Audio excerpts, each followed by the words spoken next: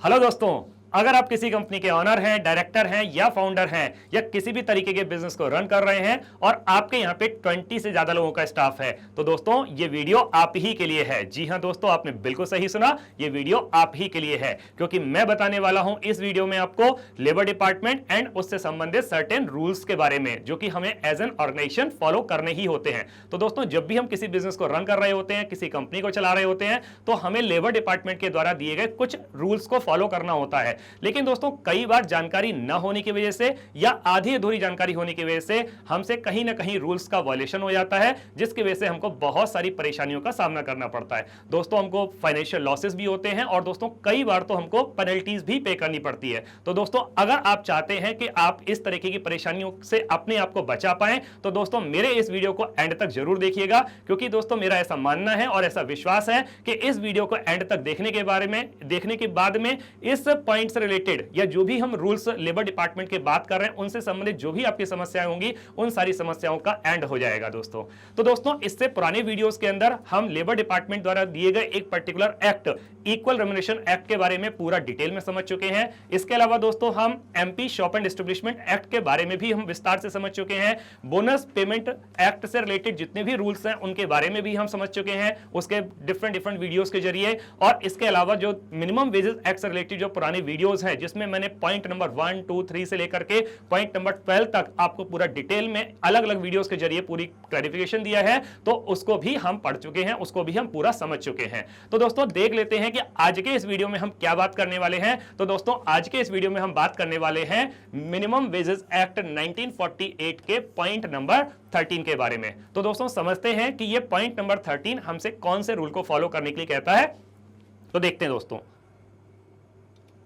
दोस्तों, आगे बढ़ने से पहले सबसे पहले तो हम यही समझ लेते हैं कि जब लेबर डिपार्टमेंट के ऑफिसर्स, इंस्पेक्टर्स हमारे बिजनेस का इंस्पेक्शन करने के लिए आते हैं, तो वो कौन कौन से एक्ट हैं जिनके अकॉर्डिंग वो हमारे बिजनेस का इंस्पेक्शन करते हैं। तो नंबर 1 दोस्तों, जिसके बारे में, जिस एक्ट के अकॉर्डिंग लेबर डिपार्टमेंट के अधिकारी इंस्पेक्शन करते हैं, उस एक्ट का नाम है इक्वल रेम्युनरेशन एक्ट।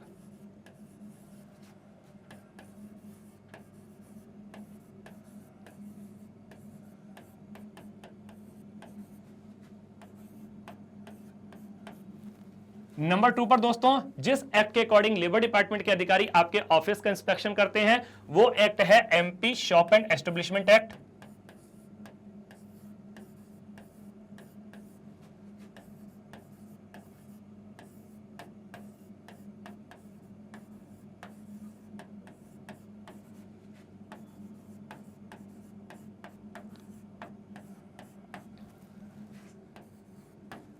नंबर 3 पर दोस्तों, जिस एक्ट के अकॉर्डिंग लेबर डिपार्टमेंट के अधिकारी आपके ऑफिस का इंस्पेक्शन करते हैं, वो एक्ट है बोनस पेमेंट एक्ट।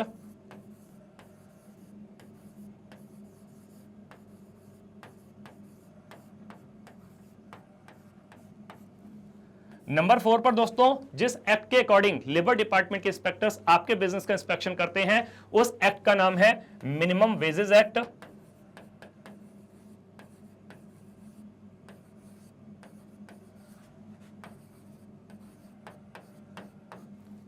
नंबर 5 पर दोस्तों, जिस एक्ट के अकॉर्डिंग लेबर डिपार्टमेंट के ऑफिसर्स आपके बिजनेस का इंस्पेक्शन करते हैं, उस एक्ट का नाम है maternity benefit act.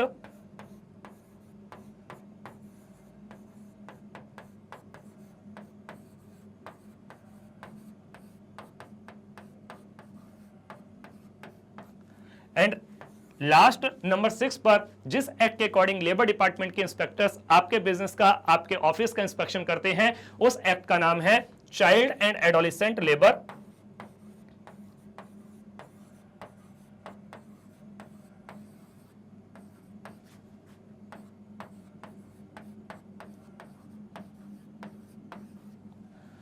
Prohibition and regulation act.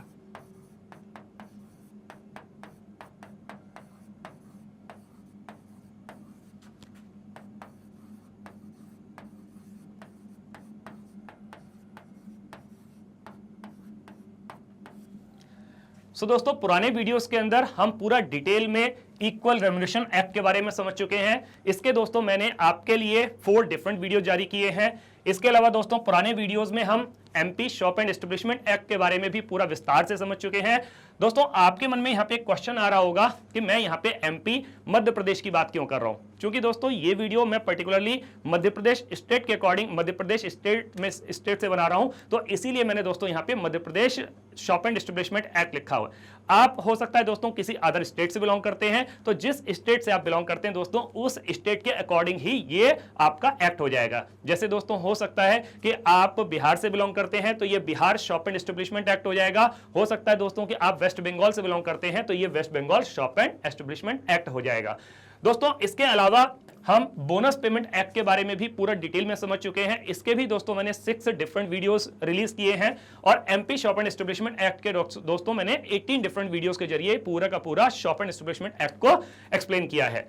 दोस्तों मिनिमम वेजेस एक्ट से रिलेटेड भी मैं 12 डिफरेंट वीडियोस में रिलीज कर चुका हूं दोस्तों, और आने वाले फ्यूचर वीडियोस के अंदर दोस्तों हम मैटरनिटी बेनिफिट एक्ट के बारे में भी समझेंगे। और मेरे जो फ्यूचर वीडियोस आएंगे तो उसके अंदर हम दोस्तों child and adolescent labour act हमसे क्या कहता है, कौन से रूल को फॉलो करने के लिए कहता है, या कौन सी चीज के ऊपर प्रोहिबिशन है, किसको हमें देखना है, क्या करना है क्या नहीं करना है, ये सब हम पूरा विस्तार से समझेंगे जब मेरे फ्यूचर वीडियोस आएंगे मैटरनिटी बेनिफिट एक्ट से रिलेटेड और child and adolescent labour act से रिलेटेड।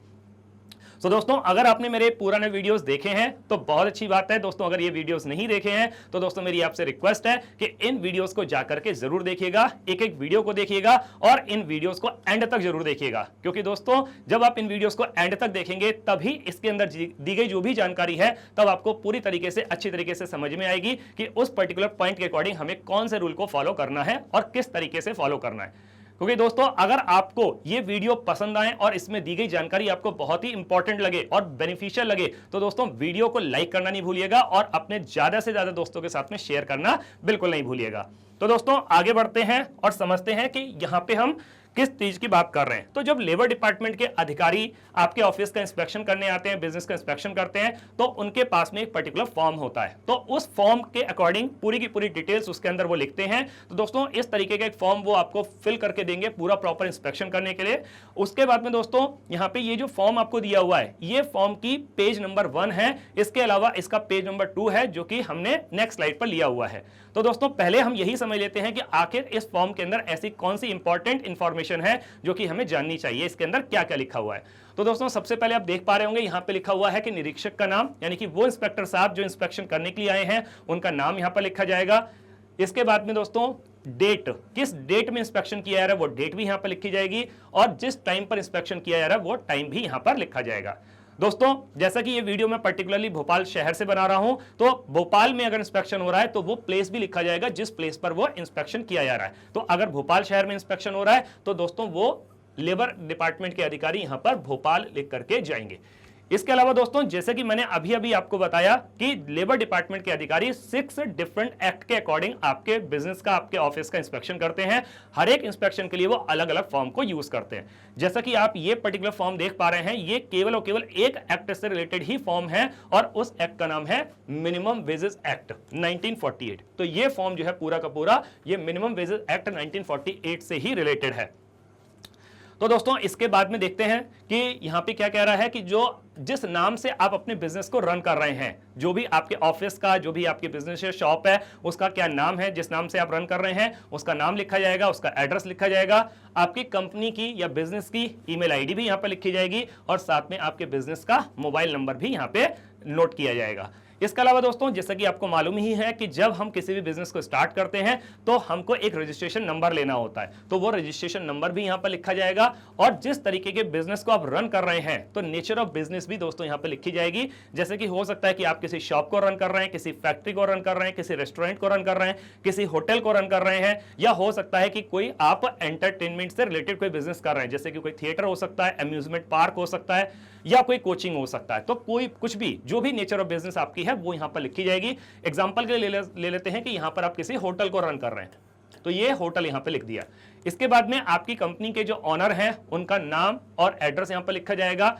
आपकी कंपनी के अंदर टोटल नंबर ऑफ स्टाफ कितना है, कितने लोग काम कर रहे हैं, अलग अलग मेल वर्कर कितने हैं, फीमेल वर्कर कितने हैं, उनका नंबर भी यहां पर लिखा जाएगा। एग्जांपल के लिए ले लेते हैं कि यहां पर 50 जो है वो मेल वर्कर काम कर रहे हैं और जो 30 हैं वो फीमेल वर्कर काम कर रहे हैं।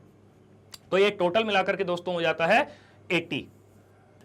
इसके बाद में मोस्टली तो ये इंस्पेक्शन जो ऑनर हैं उनकी प्रेजेंस में ही किया जाता है, लेकिन कभी कभी दोस्तों हो सकता है कि जिस समय पर लेबर डिपार्टमेंट के अधिकारी इंस्पेक्शन के लिए आते हैं उस समय पर ऑनर अवेलेबल ही नहीं हो। तो क्या लगता है दोस्तों कि अगर ऑनर अवेलेबल नहीं है तो क्या लेबर डिपार्टमेंट के अधिकारी अपना काम नहीं करेंगे, वापस चले जाएंगे? जी नहीं दोस्तों, ऐसा तो बिल्कुल नहीं होगा। वो अपना काम करने के लिए आए हैं, वो तो अपना काम करेंगे ही। तो वो इंस्पेक्शन ऑनर की एब्सेंस में किया जाएगा, बट किसी अदर इंपॉर्टेंट पर्सन की प्रेजेंस में किया जाएगा। तो जिनकी भी प्रेजेंस में इंस्पेक्शन किया जाएगा उनका भी नाम यहां पर लिखा जाएगा, और वो ऑर्गेनाइजेशन में किस पोस्ट पर है उनकी पोस्ट भी लिखी जाएगी।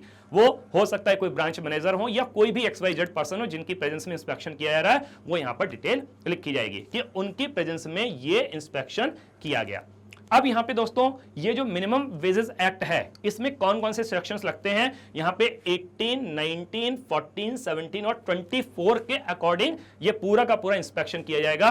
और यहां पे दोस्तों आप देख पा रहे हैं कि कितने सारे पॉइंट हैं। पॉइंट नंबर 1, 2, 3 ये सारे के सारे पॉइंट जितने भी दिए गए हैं ये केवल और केवल एक ही एक्ट से रिलेटेड हैं, और वो है मिनिमम वेजेस एक्ट 1948। अब दोस्तों चूंकि इतने सारे पॉइंट हैं तो इन सारे के सारे पॉइंट को एक सिंगल वीडियो में कवर कर पाना तो पॉसिबल नहीं था। तो दोस्तों इसीलिए आपके बेनिफिट के लिए मैंने इन सब के अलग अलग वीडियोस बनाए हैं। तो दोस्तों मेरी आपसे रिक्वेस्ट है कि इन सारे वीडियोस को जरूर देखिएगा और एंड तक जरूर देखिएगा, क्योंकि जब इन वीडियोस को आप एंड तक देखेंगे तभी आपको ये समझ में आ पाएगा कि हर एक पॉइंट के अकॉर्डिंग हमें किस रूल को फॉलो करना है और किस तरीके से फॉलो करना है। तो दोस्तों आज के इस वीडियो में जो हम बात करने वाले हैं, हम पॉइंट नंबर 13 के बारे में बात करने वाले हैं। पूरा डिटेल में समझेंगे कि ये पॉइंट नंबर 13 हमसे क्या कहता है, किस रूल को फॉलो करने के लिए कहता है। यहां पे दोस्तों आप देख पा रहे हैं कि जब लेबर डिपार्टमेंट के अधिकारी पूरा इंस्पेक्शन करते हैं, हमारे रिकॉर्ड्स को चेक करते हैं, क्रॉस वेरीफाई करते हैं, तो इसके बाद में इन सब जगहों पर कहीं पर तो वो यस लिख के जाते हैं, कहीं पर वो नो लिख देते हैं, कहीं पर उनके द्वारा यस लिखा जाता है, कहीं पर वो नो लिखते हैं। इस तरीके से करके वो पूरा डिटेल फिल करते हैं। तो दोस्तों क्या लगता है आपको कि कहां पे वो यस लिखते होंगे और कहां पे नो लिखते होंगे? तो ऑब्वियसली बात है दोस्तों कि आपके सारे रिकॉर्ड्स चेक करने के बाद में, क्रॉस वेरीफाई करने के बाद में, उनको जिस पॉइंट से रिलेटेड ऐसा लगता है कि आपकी ऑर्गेनाइजेशन उस रूल को फॉलो कर रही है तो उसके लिए वो यस लिख करके जाएंगे, और जहां पर भी रूल का वायलेशन हो रहा है तो उसके लिए वो नो लिख करके जाएंगे। तो दोस्तों आपके मन में आ रहा होगा कि यार हमारी कंपनी, हमारी ऑर्गेनाइजेशन तो सारे रूल को फॉलो करती है, तो फिर वो नो क्यों लिख करके जाएंगे? तो दोस्तों ऐसा हो सकता है क्योंकि कई बार दोस्तों हमारी प्रॉपर जानकारी नहीं होती है या जानकारी ही नहीं होती है, तो जिसकी वजह से हमसे कहीं ना कहीं रूल का वायलेशन हो ही जाता है। तो दोस्तों मैं इसका एक बहुत छोटा सा एग्जांपल आपको बताता हूं कि जैसा कि दोस्तों आपको मालूम ही है कि जब हम किसी बिजनेस को स्टार्ट करते हैं तो हमें अपने बिजनेस का रजिस्ट्रेशन कराना होता है। हमने लेबर डिपार्टमेंट में जाकर के उसका रजिस्ट्रेशन कराया, लेबर डिपार्टमेंट से हमको रजिस्ट्रेशन सर्टिफिकेट की एक कॉपी मिल गई, हमने उस रजिस्ट्रेशन सर्टिफिकेट की कॉपी को ला करके फाइल में लगा दिया। तो दोस्तों क्या लगता है कि क्या हमने सारा रूल फॉलो कर लिया? जी नहीं दोस्तों, एडिशनली इससे रिलेटेड एक और रूल भी है, और वो रूल ये कहता है कि आपको इस रजिस्ट्रेशन सर्टिफिकेट की एक कॉपी अपने बिजनेस प्रीमाइसेस के अंदर, अपने ऑफिस के अंदर किसी विजिबल प्लेस पर लगा करके रखनी है, किसी प्रोमिनेंट प्लेस पे लगा के रखनी है। तो वो प्रोमिनेंट प्लेस आपके कोई वॉल हो सकती है बिजनेस की, जो आपका बिजनेस प्रीमाइसेस है उसकी वॉल हो सकती है, कोई नोटिस बोर्ड हो सकता है, कोई पिलर हो सकता है, यानी कि कोई भी XYZ ऐसा प्रोमिनेंट प्लेस जहां पर कोई भी आते जाते व्यक्ति उस रजिस्ट्रेशन सर्टिफिकेट की कॉपी को देख पाए। अब तो चूंकि दोस्तों आपको इसके बारे में जानकारी नहीं थी, आपने उस कॉपी को तो लगाया नहीं, और जब आपने कॉपी को नहीं लगाया तो यहीं आपसे रूल का वायलेशन हो गया। दोस्तों लेबर डिपार्टमेंट के अधिकारी इंस्पेक्शन के लिए आते हैं, उन्हें वो कॉपी कहीं पर भी मिलती नहीं है आपके बिजनेस प्रीमाइसेस के अंदर, आपके ऑफिस के अंदर, तो वो जो रूल का वायलेशन हुआ तो उससे रिलेटेड फिर आपको क्लैरिफिकेशन भी देना होगा, और जो भी परेशानियां हैं वो तो आपको झेलनी ही होंगी। तो दोस्तों इसीलिए कह रहा हूं, आपके फायदे के लिए कह रहा हूं कि वीडियो को एंड तक जरूर देखिएगा और सारे के सारे वीडियोस को देखिएगा, क्योंकि जब आप सारे वीडियोस को देखेंगे तभी आपको समझ में आ पाएगा कि हर एक पॉइंट के अकॉर्डिंग हमें एज एन ऑर्गेनाइजेशन कौन कौन से रूल को फॉलो करना होता है। तो दोस्तों ये जो मैंने अभी डिस्कस किया आप लोगों के सामने, ये मिनिमम वेजेस एक्ट से रिलेटेड ये पेज नंबर 1 था। अभी हम इसका पेज नंबर 2 भी डिस्कस करते हैं, उसको देखते हैं कि पेज नंबर 2 में ऐसी कौन सी डिटेल्स हैं जो हमें जाननी चाहिए। तो दोस्तों जब मिनिमम वेजेस एक्ट से रिलेटेड कोई भी सर्वे किया जाता है, इंस्पेक्शन किया जाता है, तो वहां पे लेबर जो डिपार्टमेंट के अधिकारी हैं तो वो हमारे जो एम्प्लॉइज हैं उनसे भी मिलकर के कुछ डिटेल वो हासिल करते हैं और उनको रिकॉर्ड करते हैं इसी फॉर्म के अंदर। तो दोस्तों जैसे कि आप देख पा रहे हैं एक टेबल यहां पर दी गई है और एक टेबल नीचे दी गई है, तो इसको भी हम डिस्कस करते हैं। पहले हम ऊपर वाली टेबल को समझ लेते हैं ये क्या हमसे कह रही है। तो दोस्तों देख पा रहे हैं आप यहां पे लिखा हुआ है कि कार्यरत श्रमिकों और कर्मचारियों का कथन, यानी कि उन एम्प्लॉइज से मिल करके उनके द्वारा डिटेल नोट की जा रही है, यानी कि उनसे पूछ करके जो जो वो बताएंगे वो डिटेल इस टेबल के अंदर नोट की जाएगी। तो दर्ज किए गए हम पाया गया। अब क्या पाया गया, सबसे पहले तो आप दोस्तों देख पा रहे होंगे यहां पे तो क्या दिया हुआ है, यहां पे सिर्फ और सिर्फ आपको सीरियल नंबर दिया हुआ है। तो सीरियल नंबर जो है यहां पे वो डाल देंगे 1 2 3 4 5, यानी कि वो उनकी मर्जी है कि वो 2 चाहे तो 5 10 जितने भी एम्प्लॉय से वो चाहे तो पूछताछ कर सकते हैं, उनका मन है। वो ऐसा कोई फिक्स नहीं है कि वो केवल 5 ही एम्प्लॉय से डिस्कशन करेंगे या केवल 4 ही एम्प्लॉयज का वो डिटेल्स जो है रिकॉर्ड करेंगे, ऐसा नहीं है। यहां पे लिखा जाएगा कि आपके जो एम्प्लॉय है जिससे पूछताछ कर रहे हैं उनका नाम क्या है, उनका एड्रेस क्या है, कार्य का स्वरूप, यानी कि वो किस तरीके के वर्क को परफॉर्म कर रहे हैं। हो सकता है कि कोई कंप्यूटर ऑपरेटर हो, कोई हो सकता है अकाउंट सेक्शन पे हो, कोई रिसेप्शन पे हो, कोई हो सकता है कि आपके सेल्स एंड मार्केटिंग डिपार्टमेंट में हो, यानी कि जो भी वर्क वो कर रहे हैं वो यहाँ पे उनसे पूछ करके इसको रिकॉर्ड किया जाएगा। इसके बाद में कार्य की अवधि, वो कंपनी में कितने टाइम से काम कर रहे हैं। हो सकता है कि कोई 1 साल से काम कर रहा हो, कोई 2 साल से कर रहा हो, कोई 5 साल से काम कर रहा हो सकता है किसी को केवल 10 दिन ही हुए हों ज्वाइन किए हुए। तो ये डिटेल यहाँ पर नोट की जाएगी उससे पूछ करके। और कार्य का समय, उनके वर्किंग आवर्स क्या है ये भी डिटेल नोट की जाएगी यहाँ पे उनसे ही पूछ करके, एम्प्लॉइज से पूछ करके ही उनकी वर्किंग डिटेल्स नोट की जाएंगी, क्योंकि अलग अलग शिफ्ट भी हो सकती हैं। हो सकता है कि आपके वर्किंग आवर्स 10 से 6 हो या 9 से 5 हो या 6 से लेकर के रात को 10 बजे तक या 11 बजे तक, जो भी शिफ्ट के अकॉर्डिंग आपके अलग अलग टाइमिंग हो सकते हैं। तो एम्प्लॉइज से पूछ करके ये डिटेल्स यहां पर नोट की जाएंगी। इसके बाद में एम्प्लॉय से ही पूछ करके ये भी रिकॉर्ड किया जाएगा कि उनको कितना वेतन दिया जा रहा है, यानी कि कितनी सैलरी उनको पे की जा रही है, ये भी उनसे पूछ करके नोट किया जाएगा। लास्ट में दोस्तों उनके सिग्नेचर भी लिए जाएंगे, हर एक एम्प्लॉय के, जितने भी एम्प्लॉय से पूछताछ की गई है हर एक एम्प्लॉय के अलग अलग यहां पे सिग्नेचर लिए जा रहे हैं। इसके बाद में दोस्तों आप देख पा रहे होंगे कि 13 पॉइंट्स तो पेज नंबर 1 में थे, इसके अलावा 2 पॉइंट्स और भी हैं जिनके बारे में भी हम डिटेल में अलग से डिस्कस करेंगे। अब यहां पे दोस्तों एक और टेबल आप देख पा रहे हैं। ये टेबल हमसे क्या कर रही है, यहां पे 2 चीजें बड़ी इंपॉर्टेंट है जानने के लिए। एक तो पर्टिकुलरली डेट है और दूसरा ये जो टेबल है ये टेबल किससे रिलेटेड है, ये सरकार के द्वारा तय किए गए मिनिमम वेजेस से रिलेटेड है। दोस्तों ये जो टेबल है ये टेबल एमपी गवर्नमेंट के द्वारा निर्धारित किए गए, एमपी गवर्नमेंट के द्वारा जो डिसाइड किए गए जो मिनिमम वेजेस हैं उनके अकॉर्डिंग ये अमाउंट यहां पर दी गई है कि एमपी गवर्नमेंट ने कितने मिनिमम वेजेस को डिसाइड किया है और वो भी किस डेट में किया है, 1 अक्टूबर 2024 में।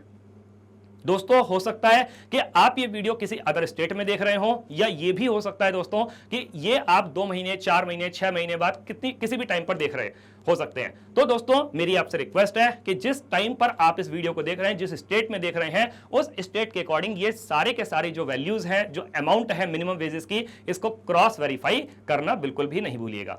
तो दोस्तों लेबर डिपार्टमेंट क्या करता है कि जो भी हमारे वर्कर्स होते हैं उनको 4 कैटेगरीज में डिवाइड करता है। तो यहां पर भी 4 कैटेगरीज में डिवाइड किया गया है और उन कैटेगरी के अकॉर्डिंग ही उनके मिनिमम वेजेस को डिसाइड किया गया है। जैसे आप देख पा रहे हैं यहां पे कि अकुशल यानी कि अनस्किल्ड आपके जो वर्कर हो गए, एक स्किल्ड वर्कर हो गए, एक आपके सेमी स्किल्ड वर्कर हो गए और एक आपके हाई स्किल्ड वर्कर हो गए। इनकी 4 कैटेगरीज डिवाइड की गई हैं और 4 कैटेगरीज के अकॉर्डिंग ही उनके मिनिमम वेजेस हैं। जैसा कि दोस्तों आप देख पा रहे हैं यहां पे कि जो अकुशल यानी कि जो अनस्किल्ड लेबर है उसके लिए डिसाइड किए गए गवर्नमेंट के द्वारा 393 रुपीस पर डे, और अगर मंथली कैलकुलेट करते हैं तो वो आता है 10,225 रुपीस पर मंथ। ये रेट तय किए गए हैं दोस्तों 1 अक्टूबर 2024 को। अब यहां पे जो स्किल्ड वर्कर है उसके लिए 479 रुपीस पर डे, अगर मंथली कैलकुलेट करते हैं तो वो आ जाता है 12,460 रुपीस पर मंथ। जो सेमी स्किल्ड वर्कर है उसके लिए आ जाता है 426 रुपीस पर डे, और उसके लिए अगर मंथली कैलकुलेट करते हैं तो 11,082 रुपीस पर मंथ। और जो हाई स्किल्ड वर्कर हैं उनके लिए 529 rupees per day and 13,760 rupees per month, ये कैलकुलेशन में आता है। तो दोस्तों फिर बता रहा हूं कि ये कब डिसाइड किया गया, 1 अक्टूबर 2024 को। ये डेट है और ये पूरी की पूरी जो टेबल है ये MP government, Madhya Pradesh state government है, उसके द्वारा निर्धारित ये मिनिमम वेजेस हैं जो कि 1 अक्टूबर 2024 को लागू किए गए। अब यहां पे दोस्तों एक चीज देख पा रहे हैं कि उल्लंघन के संबंध में स्पष्टीकरण, यानी कि अगर किसी तरीके का कोई वायलेशन होता है तो फिर आपको उसका क्लैरिफिकेशन भी देना होता है। अब कैसे वायलेशन हो सकता है, तो दोस्तों मैं आपको समझाने की कोशिश करता हूं कि यहां पे वायलेशन ऐसे हो सकता है कि सरकार ने 1 अक्टूबर को ये रेट तय कर दिए कि इतना मिनिमम वेजेस आपको पे करना ही करना है।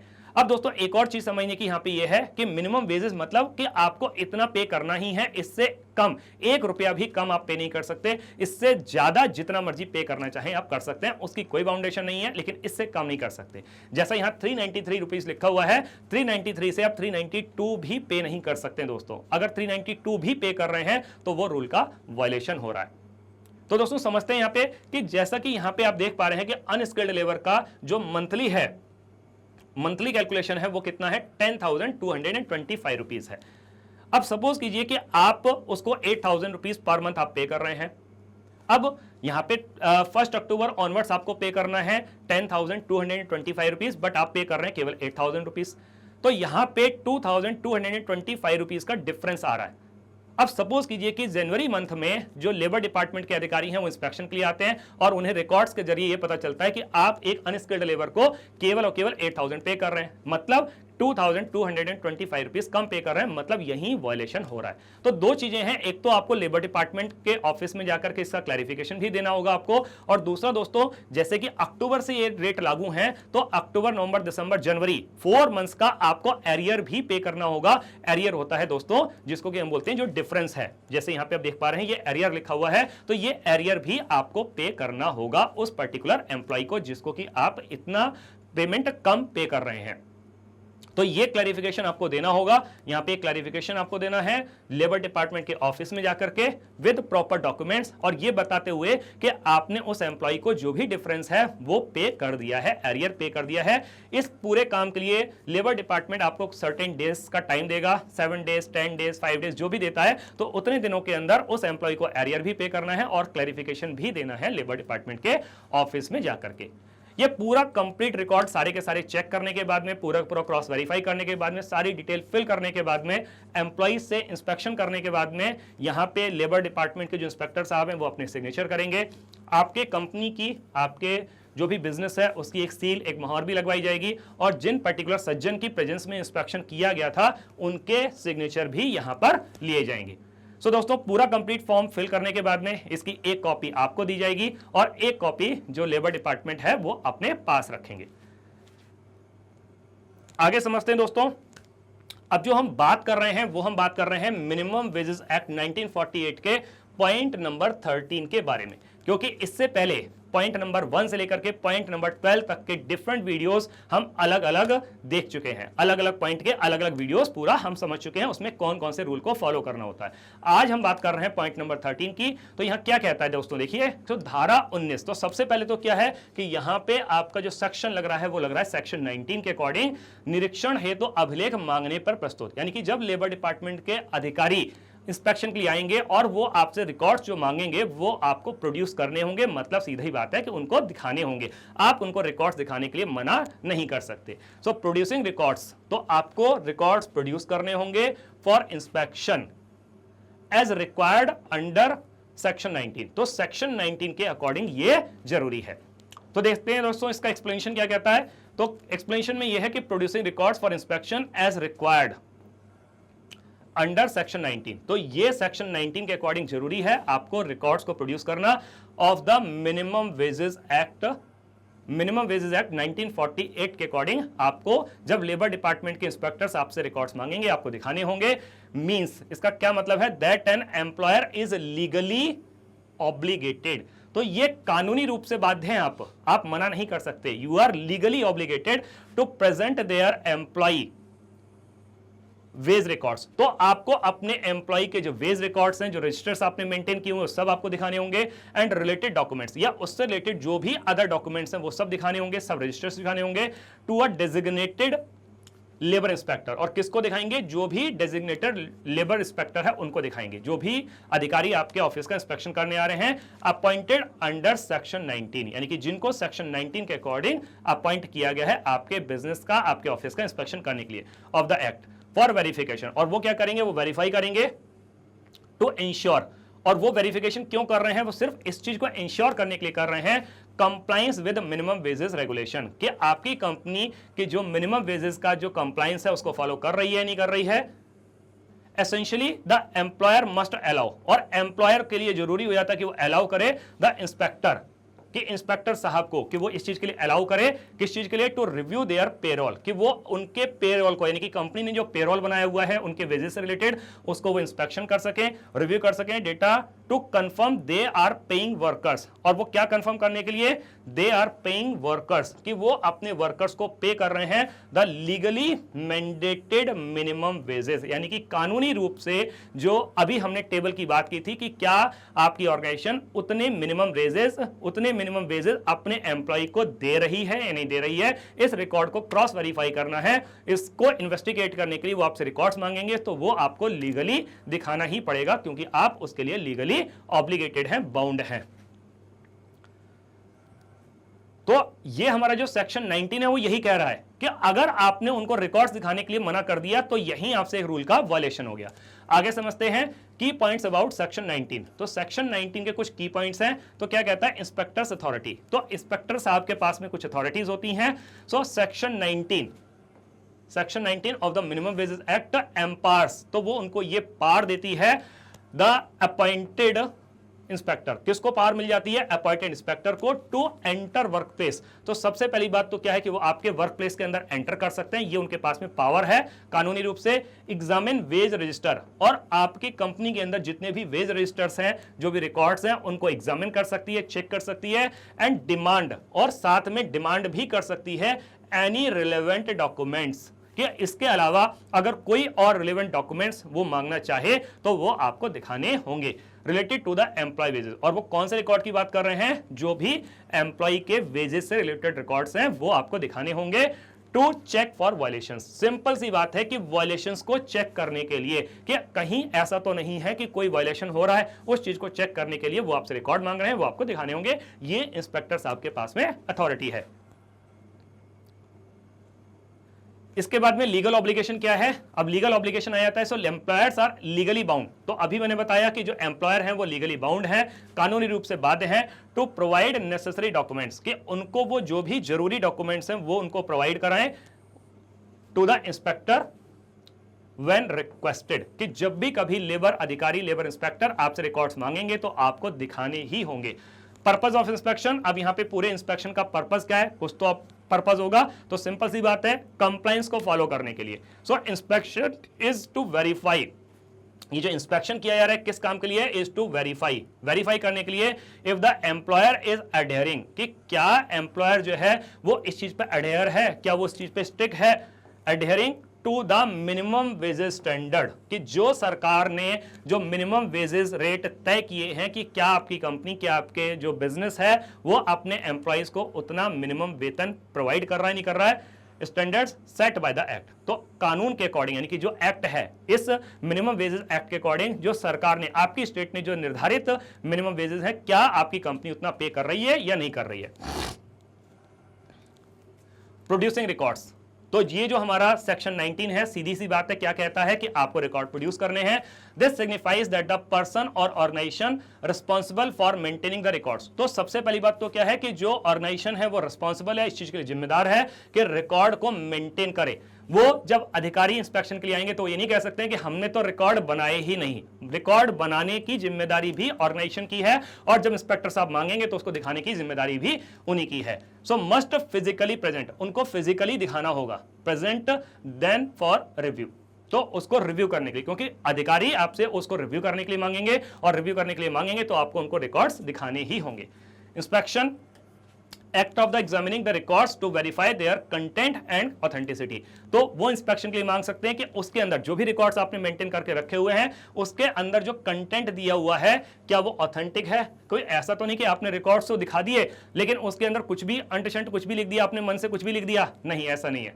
तो उसको क्रॉस करने के लिए, उसको चेक करने के लिए जो अदर रिलेवेंट डॉक्यूमेंट्स हैं वो भी आपसे मांगे जा सकते हैं, सिर्फ ये चेक करने के लिए कि ये जो रिकॉर्ड आपने मेंटेन किए हैं क्या ये ऑथेंटिक है भी या नहीं है।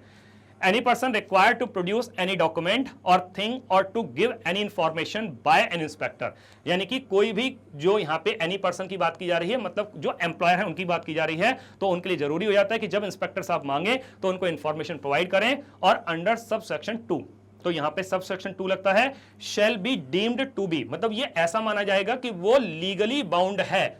जो एम्प्लॉयर हैं दे आर लीगली बाउंड, कानूनी रूप से दोस्तों वो बाध्य हैं टू डू सो, यानी कि ये रिकॉर्ड्स को दिखाने के लिए वो कानूनी रूप से बाध्य हैं within the meaning of section 175 and section 176। तो 175 और 176 के according of IPC, Indian penal. तो हम बात कर रहे थे दोस्तों इंडियन पीनल कोड के बारे में कि सेक्शन 175 एंड 176। तो दोस्तों आगे देखते हैं यहां पे क्या बता रहा है। सो दोस्तों ये जो वीडियो मैं आप लोगों के लिए लेकर के आया हूं ये बेस्ट ऑफ माय नॉलेज है। पूरी रिसर्च करने के बाद में, पूरी जानकारी जुटाने के बाद में सारी की सारी इंफॉर्मेशन मैंने इस वीडियो के अंदर आप लोगों के लिए डाल दी है।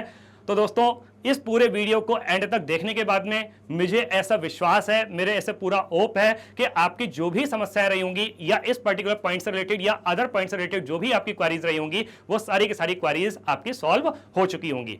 वैसे तो दोस्तों ऐसा ही होता है कि पूरे कंट्री के अंदर लेबर डिपार्टमेंट के ज्यादातर रूल्स एंड रेगुलेशन जो होते हैं वो सिमिलर ही रहते हैं, लेकिन फिर भी दोस्तों कुछ कुछ अलग अलग स्टेट के अंदर कुछ कुछ रूल के अंदर थोड़ा बहुत वेरिएशन हो सकता है।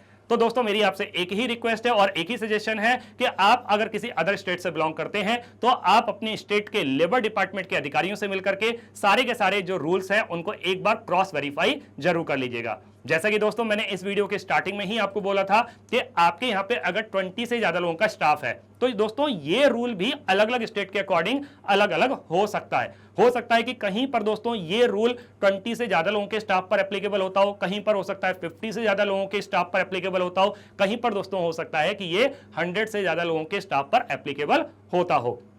तो दोस्तों हम नहीं चाहते हैं कि आप किसी भी तरीके की परेशानी में पड़ें, क्योंकि मेरे वीडियो बनाने का पर्पस केवल एक ही है कि लेबर डिपार्टमेंट एंड उससे संबंधित जो भी रूल्स हैं उनके बारे में मैं आपको पूरी जानकारी दे पाऊं, प्रॉपर जानकारी दे पाऊं, सो दैट कि आप इससे संबंधित जो भी परेशानियां हैं उससे अपने आप को बचा पाएं।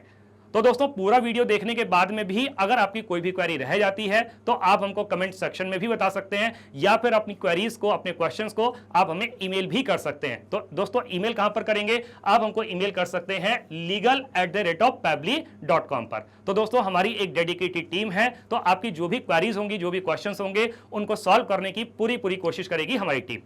तो दोस्तों आगे समझते हैं। सो दोस्तों अगर आपको मेरा ये वीडियो पसंद आया हो, इसमें दी गई जानकारी इसको बहुत ही इंपॉर्टेंट लगी हो, बहुत ही बेनिफिशियल लगी हो, तो दोस्तों मेरे इस वीडियो को लाइक करना नहीं भूलिएगा, अपने दोस्तों के साथ में ज्यादा से ज्यादा शेयर करना नहीं भूलिएगा, और हाँ दोस्तों चैनल को सब्सक्राइब जरूर कर दीजिएगा और साथ में बेल आइकन को भी प्रेस कर दीजिएगा, क्योंकि दोस्तों जब आप बेल आइकन को प्रेस करेंगे तो फ्यूचर में मेरे जो आने वाले वीडियोज हैं वो रिलीज होने की जो भी टाइम होगी तो उसका टाइम टू टाइम नोटिफिकेशन आपको मिलता रहेगा। तो दोस्तों मिलते हैं इसी तरीके की एक और अमेजिंग जानकारी के साथ में, एक और इंपॉर्टेंट इंफॉर्मेशन के साथ में। तब तक आप अपना बहुत अच्छे से ख्याल रखिएगा, अपने बिजनेस का बहुत अच्छे से ख्याल रखिएगा। Take care and stay tuned. Thank you so much.